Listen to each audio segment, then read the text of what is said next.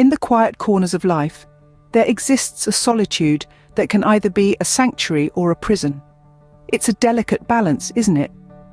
We all know that feeling of being alone, yet surrounded by a world bustling with life.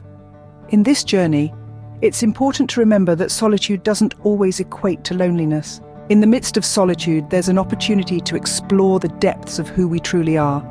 It's a chance to engage in the most profound relationship you'll ever have, the one with yourself. Today we'll delve into what to do when you find yourself in a place where friends seem absent. Firstly, it's vital to embrace your solitude. This is not about wallowing in self-pity, but rather seizing this moment to foster self-love and self-understanding. Engage in activities that you love and that make you feel alive. This could be painting, running, reading, or even something as simple as taking a walk in nature. When you cultivate your interests, you not only enrich your life, but also become more interesting to others. Secondly, take the initiative to reach out to others. Now, this might seem daunting, especially if you're naturally introverted, but remember that everyone appreciates a friendly gesture. Start small. It could be a smile to a stranger, a kind word to a cashier, or even a comment on an online forum. These small acts of kindness can make a big difference, not only in your life, but in the lives of others as well. Thirdly, consider volunteering or joining groups based on your interests. This provides an opportunity to meet like-minded individuals, and while it may not result in immediate friendships, it allows you to build connections over time.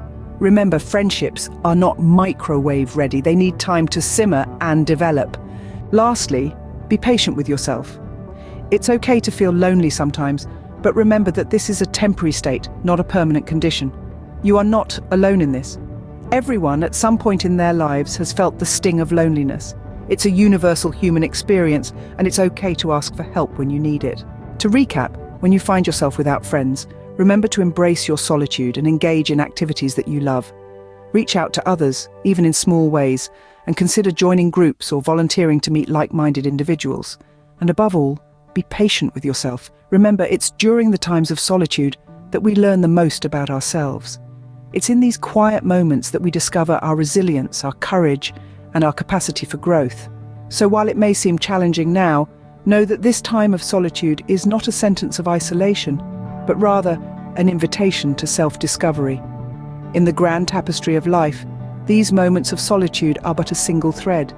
And you, dear listener, are the weaver of your own story. So weave with courage, with patience, and with love. For in the end, it's not about the number of friends we have, but the richness of the